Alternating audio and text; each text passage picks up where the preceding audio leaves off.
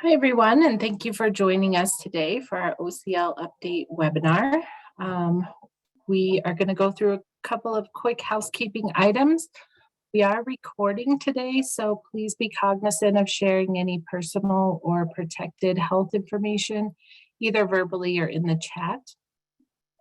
We are managing your questions in the chat panel, so please type those in as you have them, and we'll hope to be able to answer those live or at some different points in the presentation.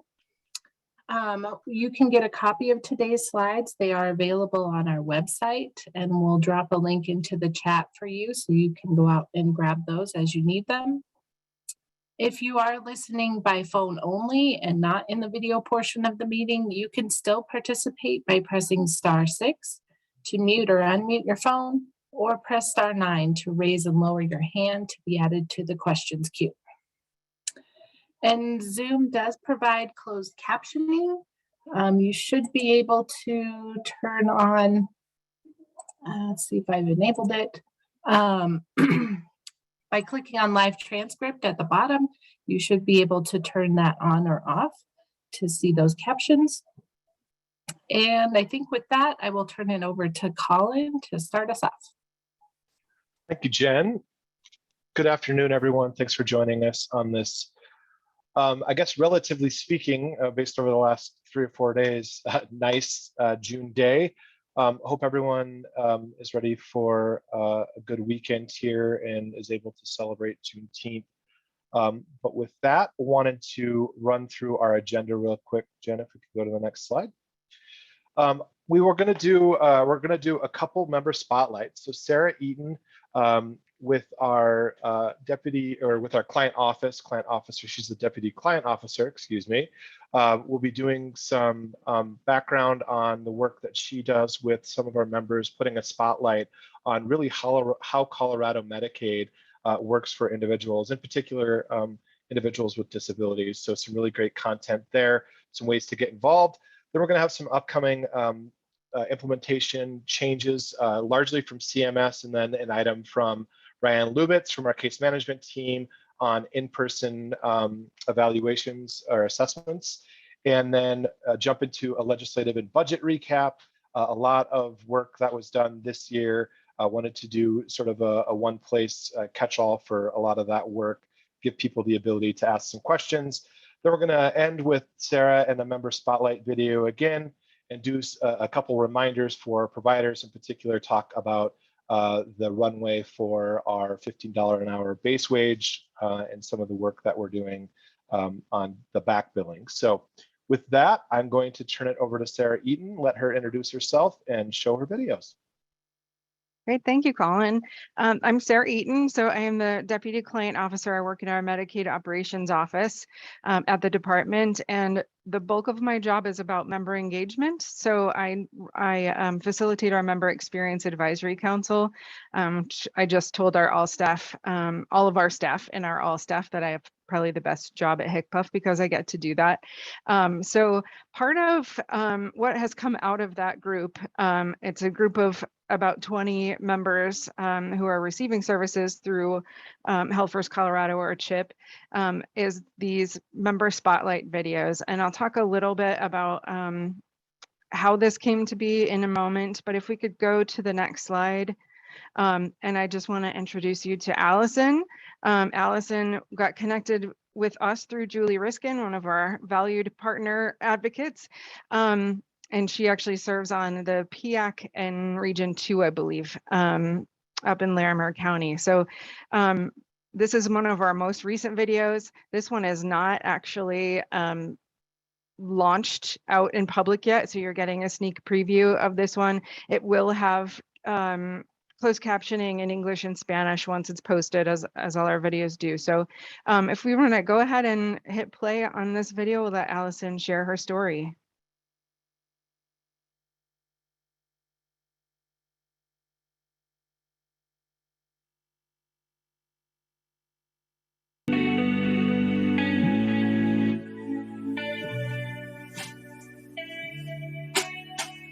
Go to your bed, please. Thank you. There you go. How do I say this? So basically, I got a virus and I never got better. Think of it as like a broken cell phone battery. You know, maybe I only charged to 30%.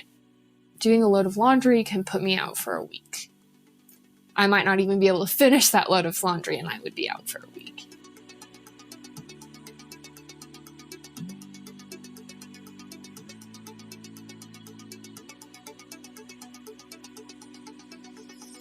I was just sent for testing after testing after testing after, let's try this, let's try that. And that meant I was constantly receiving medical bills. And so every time I went to the mailbox, there would be a new one.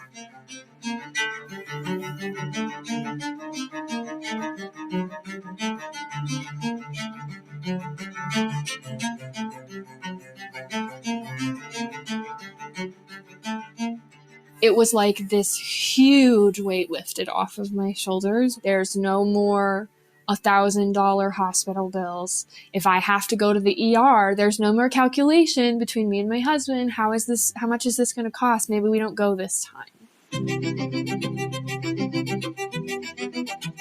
With Health First Colorado, I get control over my life again.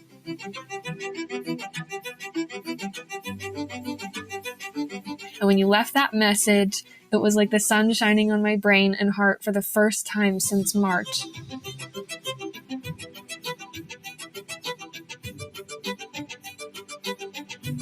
It takes energy from me. I've been tired lately. I haven't been sleeping as well. But when I hear from patients that what I did mattered, I had messaged them to thank them for their kind comment, that it means they get better medical care, that days are easier for them and their families, and that they see a light at the end of the tunnel. It was so good to talk to you. That matters to me. I'm so grateful to you. Thank you. That's one of my favorite messages. So I really want people to know that Health First Colorado can be an option for them. It is an option. It changed my life, and I want other people to have that same access.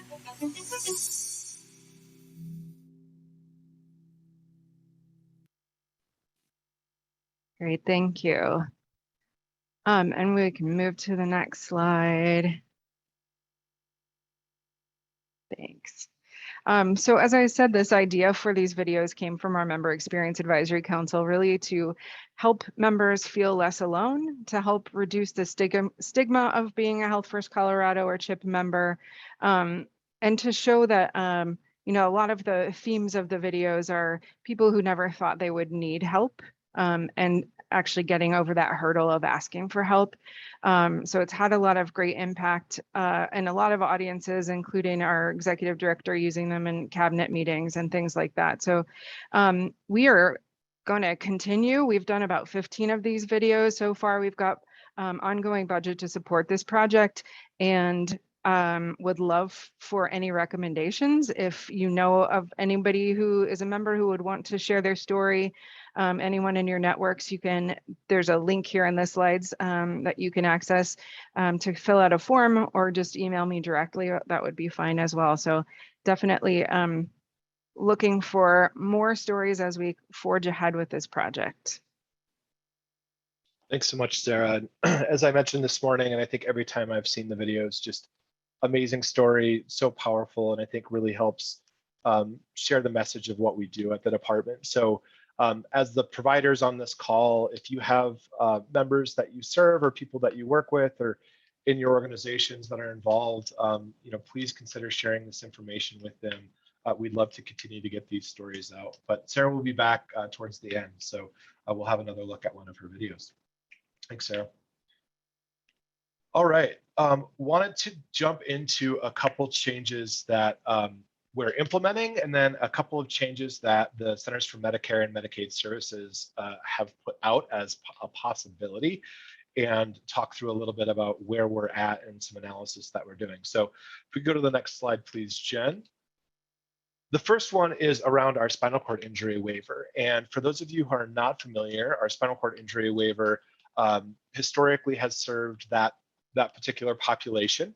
And so what has happened, and it actually was something that proceeded last session within a piece of legislation that a variety of people had worked on, including a lot of stakeholder engagement, will be to expand this waiver statewide. Right now, it is really just in the Denver metro area.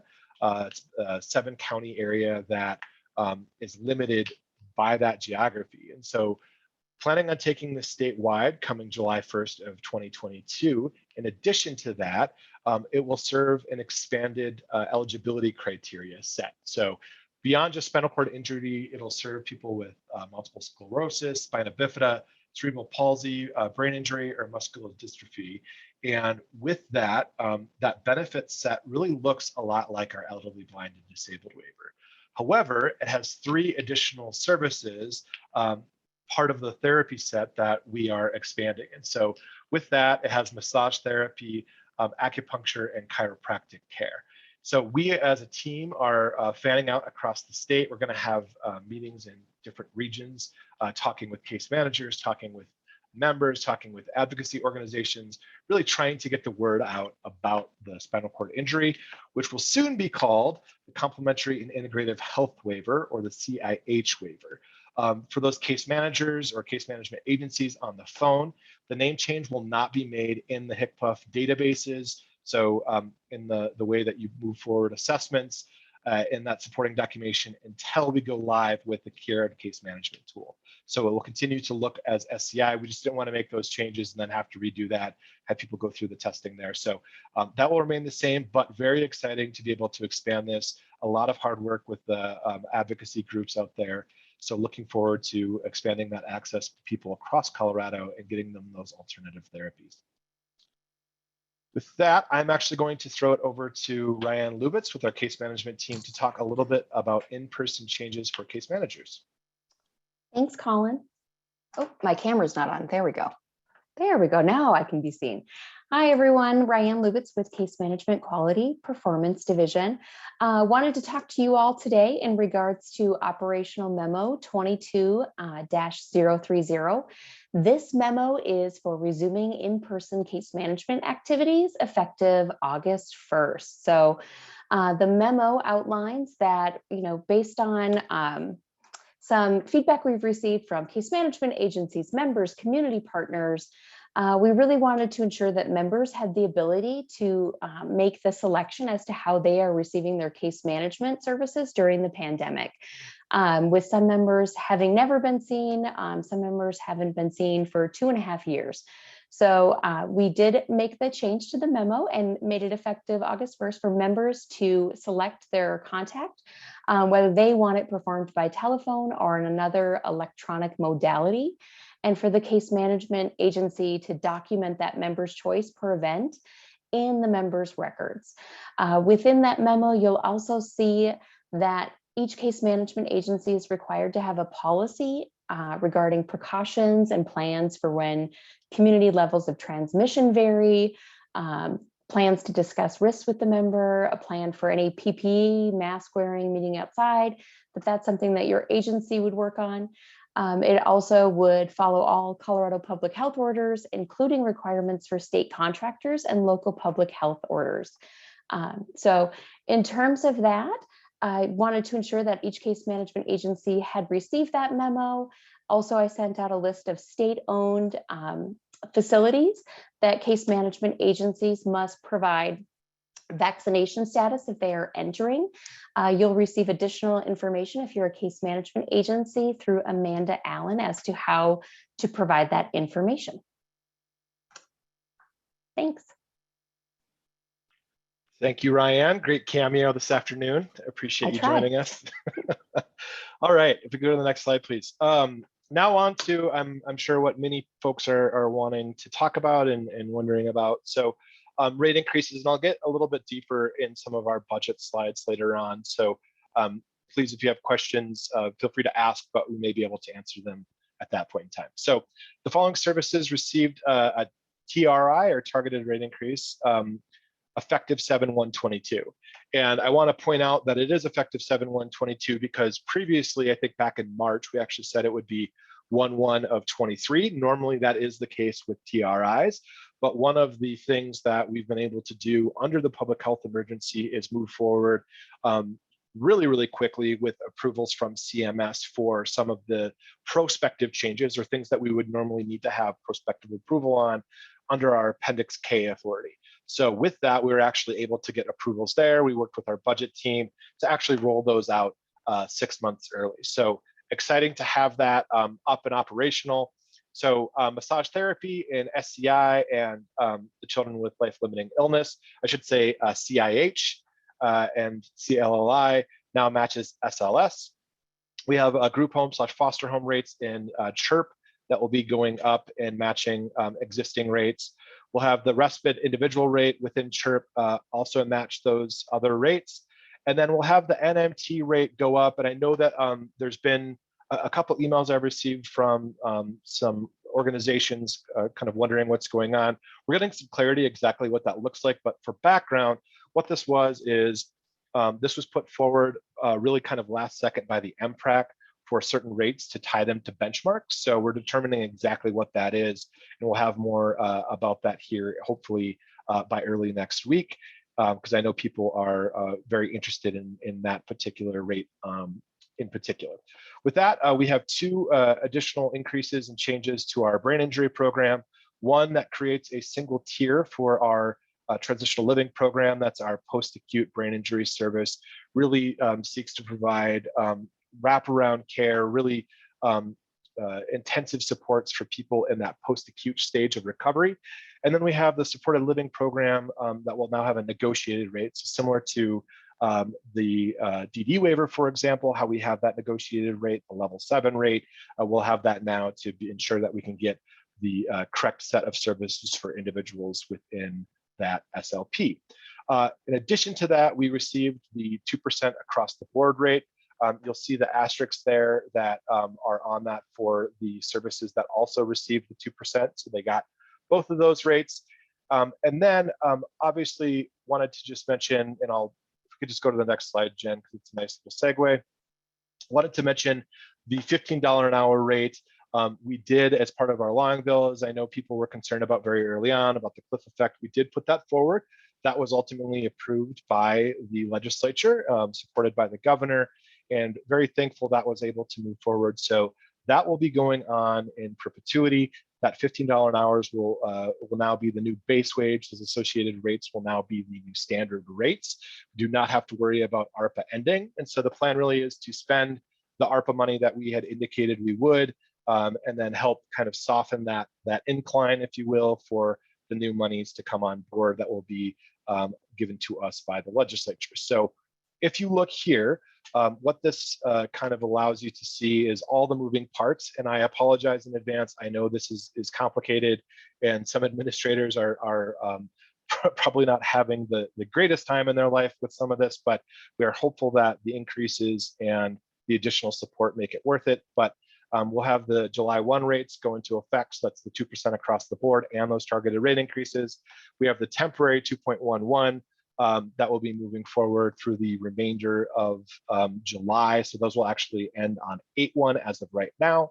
And then we will have the 2.11 for case managers continue through the end of next fiscal year. If you'll recall, that was originally scheduled to end in April 1 or March 31 rather, and that will actually be going through the remainder of the year. So 3 extra months there.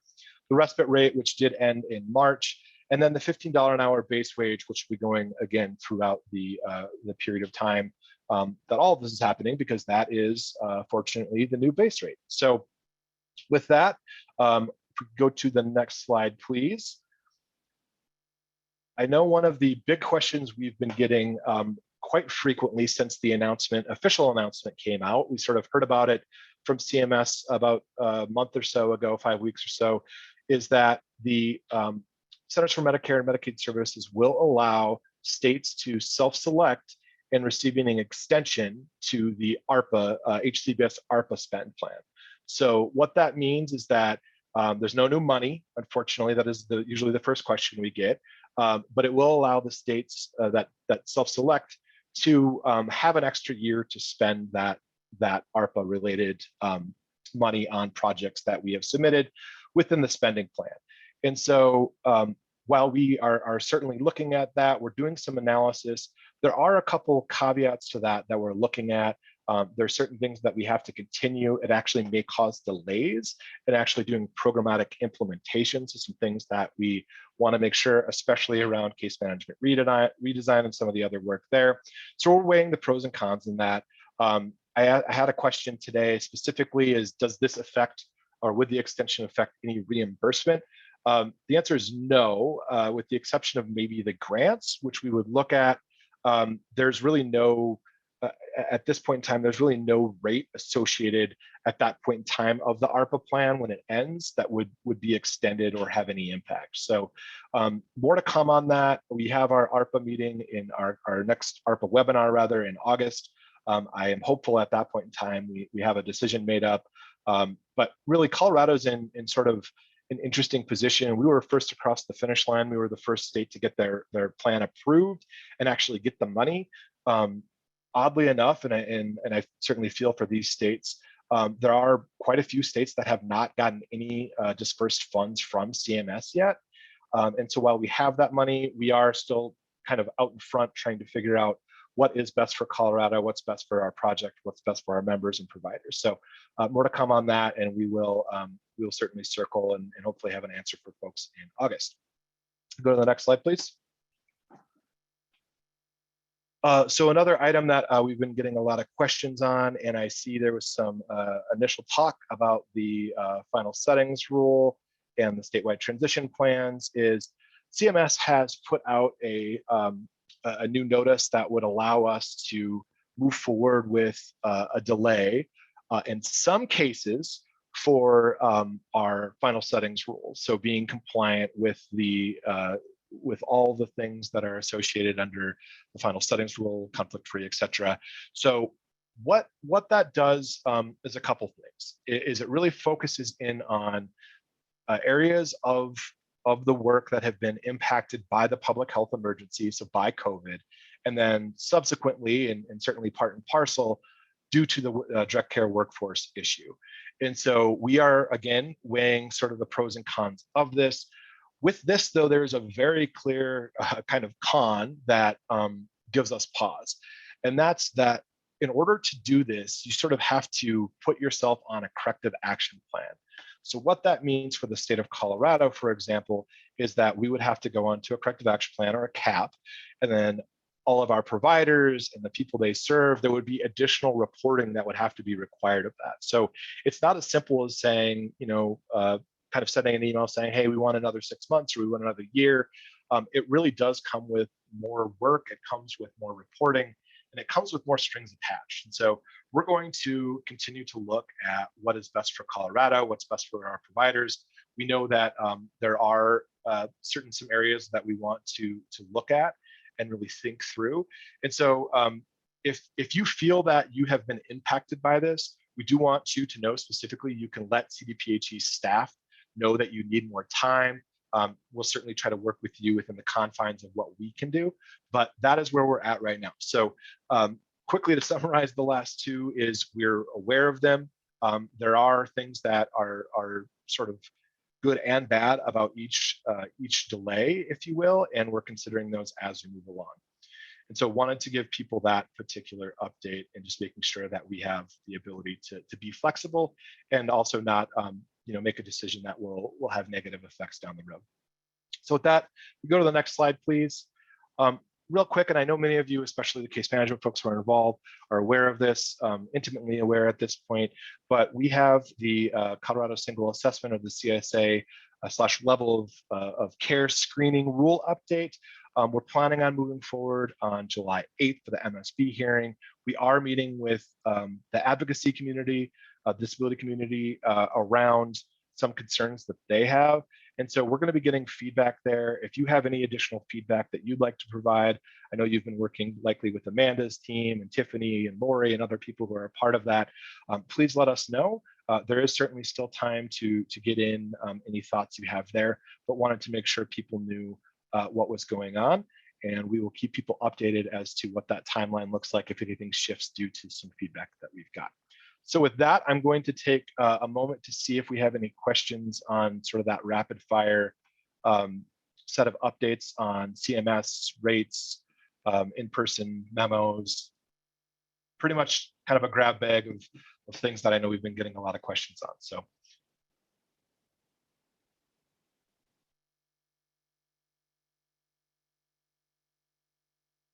Going once, going twice, okay. So I will, with that, jump into our legislative and budget recap. I want to first thank many of you on the call. I took a look at some of the guest list here, or participant list, and I see a lot of familiar names.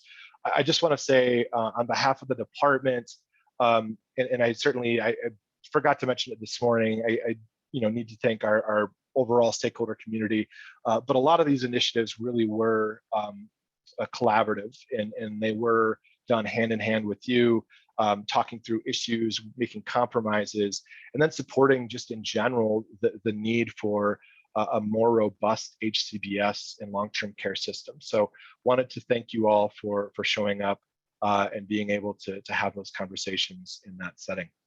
So if we go to the next slide, please. First and foremost, budget requests approved. So this is the department's official budget. This is what we talk about during December's JBC briefing and hearing, and what Bonnie and Kim get on mic and discuss. This is R9. This is the Office of Community Living Program Enhancements. What this allowed us to do, sort of, and again, these are broad buckets that we sort of put together. This is going to let us expand our current home delivered meals program. So right now that's limited to sort of our transitions program, a subset of eligibility. This will mean that we can serve way more people across the state. So we're really excited and anxious to get connected with new providers in all areas of Colorado, not just in the metro, but be able to move forward with sort of the philosophy that food is medicine, something that we've been looking into and talking about for several years now. So really excited that move forward. Increasing the rate for the TLP and SLP programs, aligning the rates for several case management activities, something we heard feedback on, wanting to make sure that we weren't creating these weird areas where people were reimbursed at different levels and there was confusion around how people should bill. Aligning the service limits and rates for CHIRP, as I had already mentioned. And then I think relevant to a lot of the work we do, and again, thank you to our stakeholders who helped us have this conversation, maintaining current funding and enrollment levels for our state general fund programs for people with IDD. So all of those things were approved, had a great support in the legislature and the JBC within our R9 program enhancements. If we could go to the next slide, please. Budget requests approved, so just our provider rate increases. We actually asked for a 0.5% increase. We got a 2% increase, so we love that. Want to make sure that we sort of talk about the package that we had put forward, though. Adjust our member contributions for co-payments and personal needs allowance, that $15 an hour, which is huge, making sure that we can continue that so there's no cliff. Increase rates for our massage therapy, transportation, and speech therapy services, and then rebalance rates for our durable medical equipment, which I know a lot of people are excited about. Had some great conversations this morning with our advocacy community about what it is they've done overall around DME, and really exciting things. There's the right to repair bill. There's a lot going on in that space that really empowers the member to be able to make better decisions and more informed decisions about their care. Next slide, please. So this is one I just want to give people a heads up on, because I know a lot of people are interested in this work. We've asked for increased staffing on a couple different projects in particular. One, to be able to help implement and sort of serve as the quarterback on our Olmstead implementation plan. So Colorado obviously committed to Olmstead, wanting to make sure people can live in the community. Having someone that really understands the work across the state, being able to serve as that HCBS expert. Really excited to have that person start and be able to help tie all these things together, connect dots that we maybe haven't seen before. We also have an FTE to improve our program for all-inclusive care for the elderly, or PACE program, putting some pay for performance measures there, putting better quality framework around that. One FTE in contracting resources to help with supplemental payments under our nursing facilities to really incentivize that quality of care component. And then 1 FTE to manage the civil monetary penalty program. Those are penalties that are assessed to nursing facilities that are then given to CDPHE, formerly HCBUF, now CDPHE, that allows us to focus on how to bring about culture change and focus on person-centered initiatives, other thing in kind of ensuring that we can move towards more of a person-centered philosophy in kind of perspective within nursing facilities. Next slide, please. A big one that was sort of not heralded much because we've done a lot of the work in October, but we did get approved the ability to spend in this next fiscal year our ARPA funding. So pretty happy about that. Obviously, it would have been a pretty big blow if we were not been able to spend that. I think this next year is a big year in terms of our spend, sort of that second year for ARPA. So excited about that. If we go to the next slide, please. Nursing homes will be getting a couple changes.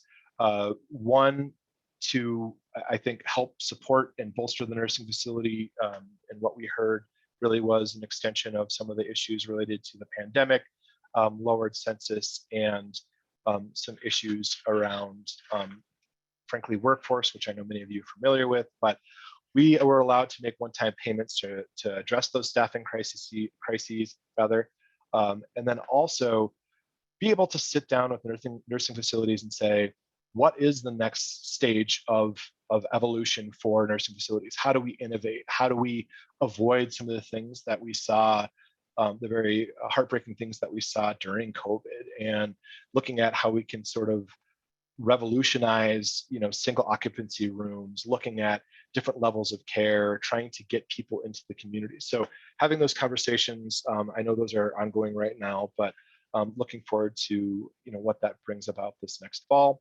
And then increasing minimum wage. So the corresponding bill for nursing facility workers that we did for the direct care workforce at $15 an hour, making sure that we brought everyone up to that rate. So across the board, people are at that new base wage, and there's not a discrepancy between one setting or another. Next slide, please. Real quick, PACE, we were able to put forward, this was a department bill, we were able to put forward the legislation to actually, first in its nation, be able to come up with a way to create oversight structure, create qualitative outcomes, metrics that we can put forward for PACE to actually have better eyes onto the program, make sure that we have really good ways to engage the members there, that they're receiving the services that they need to remain independent in the community, and when they can't, that they're getting the services they need, whether that be in a nursing facility or assisted living. But it will require us to sit down and work with a variety of stakeholders. If anyone is interested in that work, please let us know. Certainly looking for more engagement, especially if you are from an HCBS provider that has an interest in PACE or working as a PACE subcontractor, something that we're willing to listen to and would love to have people at the table from that perspective. Go to the next slide, please. So 2 quick things. One, really exciting bill. Again, want to thank many people on this call who were part of this, some great testimony. But House Bill 22-1114 allows the department to actually sit down right now, do some analysis, work with stakeholders to figure out how we can get NMT to expand to include TNCs, so the Ubers, the Lyfts of the world, get them into that marketplace so we have more providers, we have more drivers that are out there and able to take people to interact with their communities. So very much excited about that. We will be working to procure a vendor and then working on that reimbursement methodology, but we will be outreaching stakeholders. I know we've already gotten some interested parties emailing us. Please continue to do that if you are interested. We want to have those conversations, but more to come on that. Really exciting bill. So thank you all for your help in making that a reality and helping us move that forward. It was touch and go there for a while, but calmer heads prevailed, and I think this will ultimately be a really good bill for members in HCBS. In addition to that, one of the things that went through very early on in session was Medicaid reimbursement for therapies using horses, or using equines. So this is going to be subject to federal approval, mind you, but on January 1 of 2024, what will be possible is that a PT, OT, or SLP will be able to prescribe or be reimbursed rather for providing that therapy for individuals who qualify with horses. So really expands what that looks like right now with the therapy. Great opportunity, I think, for an innovative type of service to come to Colorado, especially as we look to some of the ARPA funds and ways to set ourselves up for sort of the next stage of HCBS. So I'm excited about that work there. And so real quick, I'm going to go to the spreadsheet and see if there's any questions I can answer. This is sort of a meaty section. I've got a couple more slides, so just want to make sure I'm not too far behind. Looks like Candace is on it. So we'll have another opportunity here momentarily in a couple slides for people to ask questions as well. Next slide, please, Jen. So really, if you're paying attention, behavioral health was the primary focus this session, kind of across the board. And HCBUF really was quite engaged with a lot of the conversations around behavioral health.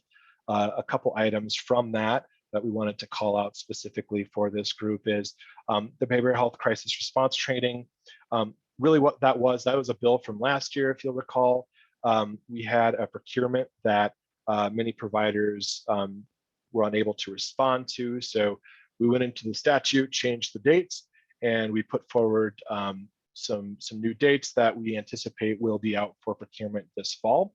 So I'm looking forward to using that as sort of a pilot and really seeing how we can make sure those cross-system behavioral health crisis response, that work that's being done can be proven, really looking at how we can find that conversation between the IDD world and the behavioral health world and make sure that we have the right training across the board, whether you're from the behavioral health world or IDD world, that you have those particular backgrounds to make that person successful in what they try to do. Youth and family behavioral health care. This bill, House Bill 22-1283, provides funding to CDHS for a development of 16-bed neuropsych facilities for in-home and out-of-home respite services. It'll be in 7 different regions of the state. Their goal is to ultimately add substance use as one of the qualifiers there. So there will be additional resources for youth in that space. And then finally, an area that I know we're really excited about, something we worked on, is the residential behavioral health beds. We're going to be working with CDHS, the Behavioral Health Administration, or the BHA, coming up with sort of a new service for individuals within HCBS and outside of HCBS. Within HCBS, it will look a lot like an alternative care facility, but it will allow for people to come out of the Colorado Mental Health Institute in Pueblo and be able to integrate into the community. So a lot of exciting work there. Next step is to work with CDHS, come up with some timelines, and then we will have some more information in the new fiscal year on what that looks like and how to engage if people are interested. Next slide, please. Staffing. So staffing, obviously a big issue.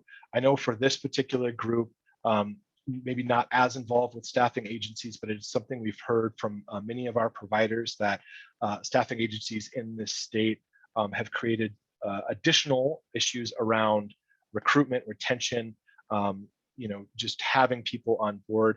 So what this does is actually requires the agencies themselves to be certified by CDLE.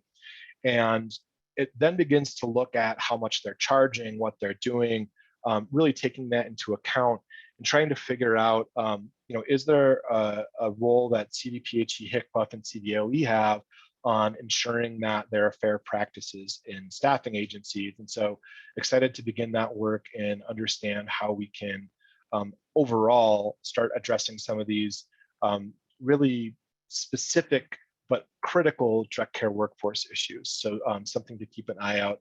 CDLE is obviously leading that effort, labor and employment rather, but we're going to be part and parcel in that conversation. So something we'll probably begin this late summer, early fall. Next slide, please. All right, a couple pieces of good news, in particular for nurses, nurse aides, and technicians, and then mental health professionals. So what has been developed is a fund for these professions to access relief for fees. So if there's fees associated with licensure certification, if they have to go through testing, if they have to go through that process over at the Department of Regulatory Affairs, DORA, they have fee relief. And so those funds will be available until that fund is expended. I know there was conversation at the Capitol this year to fund that in out years. They sort of wanted to see proof of concept. So really, if you do have staff members that have those licensures, something to take a look at, making sure that you have people directed to those resources and hopefully get some relief there for you as an agency, but also individuals who have to keep those professional licensures or certifications. And then finally, we go to other legislation real quick. This is for our alternative care facilities and our nursing facilities, adult day centers, not day habilitation, just adult day, requires that we work together with DPHE to adopt rules on how to provide specific dementia training with a specific hourly requirement.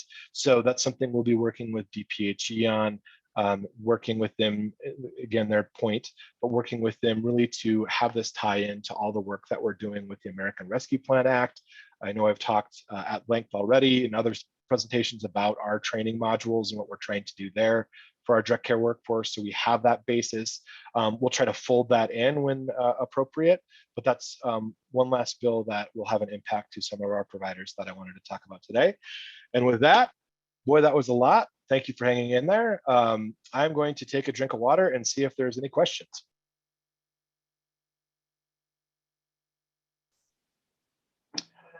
Christine asks, I'm very involved in the adoption world in Grand Junction. Typically, we do not get provided support after adoption in Mason County.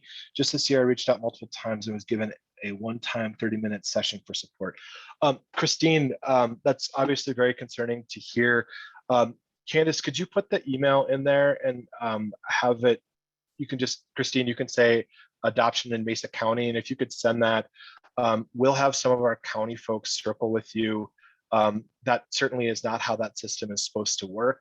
At a state level and Medicaid, obviously, there are certain levers that we have that you know, are available, not as much as the county in how they oversee adoptions, but would be happy to help facilitate some work there. So if you could send an email to that and just you know, mark it with that title, that subject is, you know, Mesa County adoption, with a couple details. If anything, any PHI, please encrypt it if you can, but we'll get that to the right people at the department.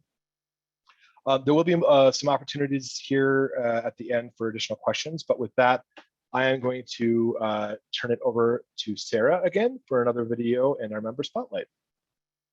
Great, thank you. If we could just move to the next slide and introduce you to Mary. And Mary has, she served a full 2-year term on our Member Experience Advisory Council. Before that, she was on the Family Voice Council at CDHS. So she's been very actively involved in trying to make all of these programs better for all members. Mary is actually working with us even beyond her 2 years in the Member Experience Advisory Council to provide feedback on accessibility of the PEAK system, which is what members use to manage their eligibility in their case. So she is doing end user testing with her screen reader to help us understand better how to design so that all of our members using screen readers have an equitable opportunity to use the platform just like everybody else. So yeah, to say that Mary has shared a strong impact is really an understatement. And you'll see in the video too, some of her other volunteering activities, which I don't know how she has time for all of this, but it's certainly impressive and we are eternally grateful for the help. So if you could just go ahead and press play and Mary will share her own story.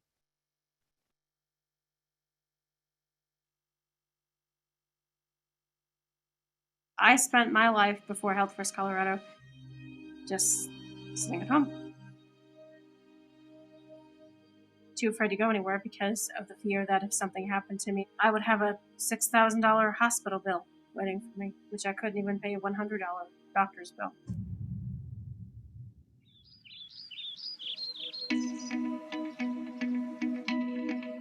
Health First is awesome because it provides help to people who, like myself, are disabled and low income and don't have any other method of taking care of ourselves and paying for our health care.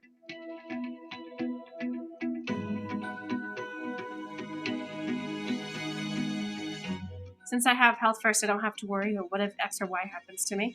I can just say, you know what, put the what ifs away and go do something with yourself.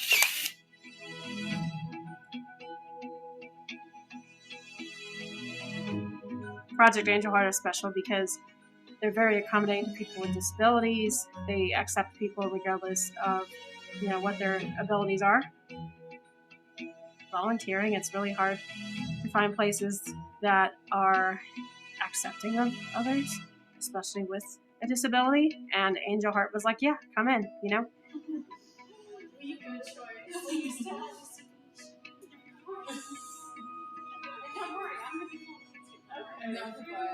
My life is awesome with Health First because I don't have to, it's basically less worries. I feel a lot better, having it. I wouldn't be able to do, what I'm doing. I mean, I would not have the help I have, and I'd be beyond financially strained, and I wouldn't even know what to do. Health First is so important to me.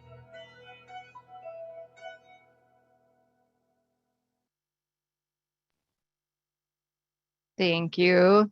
And just once again, if you can think of anybody in your networks that might want to participate in these videos, we've got this project as an ongoing project. So we're always looking for people who might be interested in sharing the impact that Health First Colorado has had on their lives. So feel free to reach out to me directly, or there's the link for the form. Thanks so much. Yeah, thank you, Sarah. And Max, could we put the link one more time in the chat? And again, I would really encourage you as providers and other organizations involved in this space to please think about anyone that may be a good story, or anyone on in your sphere that would like to take part in this, because I think it is really powerful. And every time I see these videos, and I've seen them multiple times, they always get me. So thank you, Sarah. All right, on to a couple reminders, AKA calling bugs you guys to do stuff. Go to the next slide, please. Base wage attestation. All right, still lower than we would like.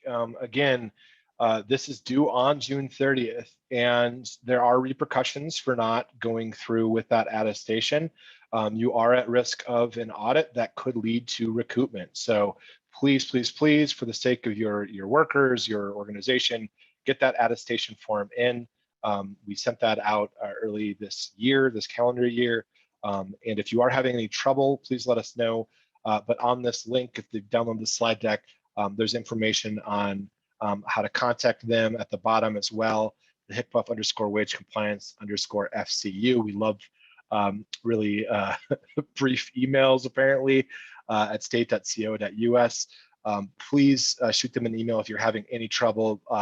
Better have that conversation early than after the first of the fiscal. Next slide, please. 2.11 reminder, please, please, please, if you have not, go back and reimburse. I will say, and I saw a question, I think, from Jody and from Cindy about the 2.11 with the PHE and all of that. I'll just be pretty transparent about it. We are looking at how people are retroactively billing. This is very unique because, typically after 3 to 6 months, we have a pretty good idea of where people are at. Because this was released at a period of time, and then that allowance to retro back went so far back, it's really difficult to tell. And so we're hopeful as we move into the summer here in the next couple of weeks, we'll have some additional analysis about where we are at and whether or not there are additional monies available for anything. That may not be right away on August 1, unfortunately, but it is a conversation. So that said, if people have not gone out and done this, please remind them to do so. And then at the end of the day, we are going to probably make a determination sometime here, in the next 2 months to come up with a cutoff date. So that's why we're being very forceful in our reminders, putting them in all the slides that we have. So wanted to just put that plug out there. Go to the next slide, please. Health Equity Task Force Planning Session. Next meeting is on July 13th. We've had really, really good feedback about this. Erin Green at the department is amazing, does great work. Want to really hear from people on the work that they're doing, how we can improve as a department. So please, if you'd like to get engaged, there's the links there. Looks like Max is already on it. So thank you, Max. And then next slide, if we could. We have our annual webinar that Kim Bimsteffer, our executive director, runs. She and Bonnie and others get together typically every July, August, and do sort of a summary of what they've done the last year, what we hopefully accomplish in the next year. It's a great opportunity to not just learn about OCL and what we've done, because you are all here every month, which is fantastic, but what our health programs office is doing and what the pharmacy office is doing, and really make some connections there. So I would encourage you to register there. The link is already there. Max is amazing. So with that, I am going to go to questions. I see one from Christine. It says it costs me more money to go back and get reimbursed than what I am actually getting. It is not effective for the 2.11. Christine, I'm sorry to hear that. I know that's not the case for everyone. I would imagine that's very highly dependent on what service it is.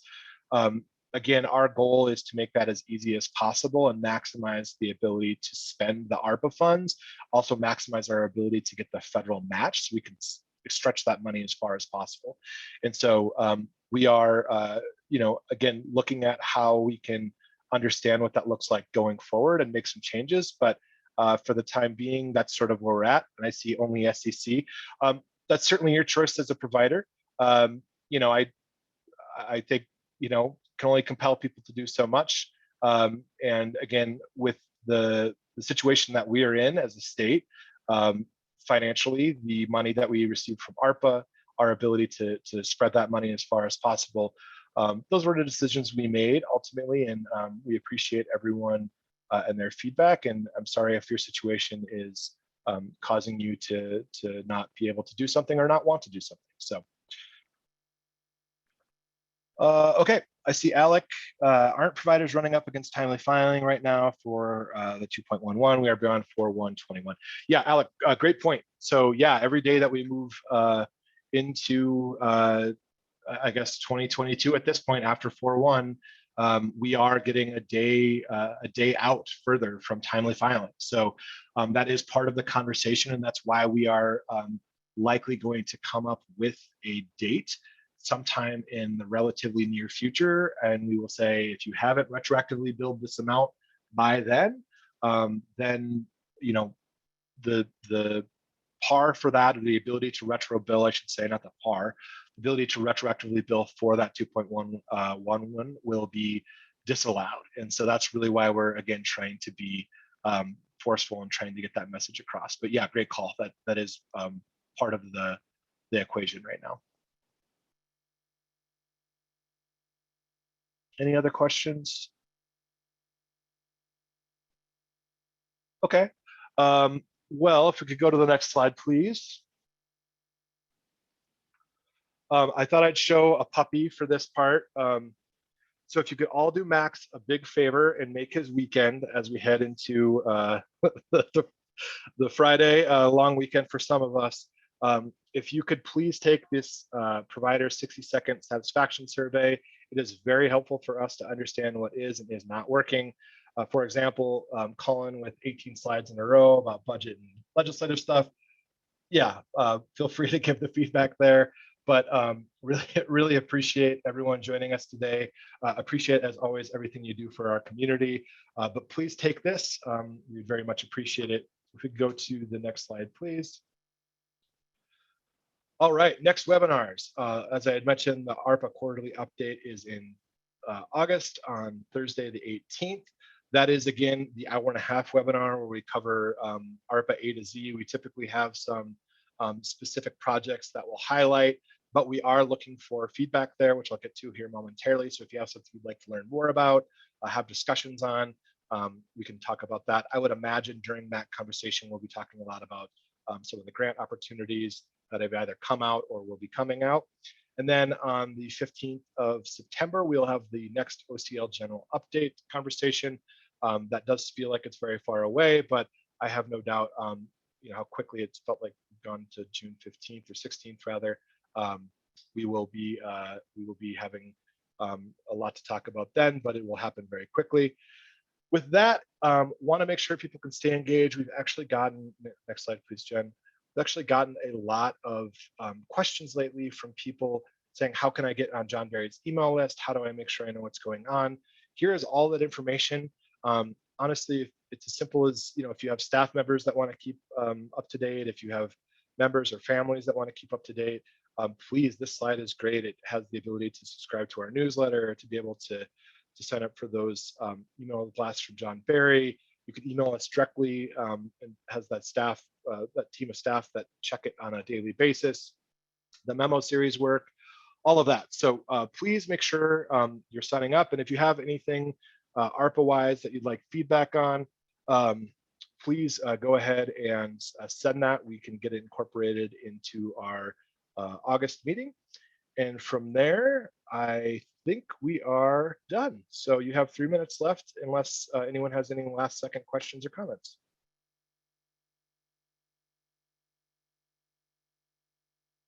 Great. Well, thank you all. Have a great long weekend. And again, happy Juneteenth. Thanks so much for everything you do.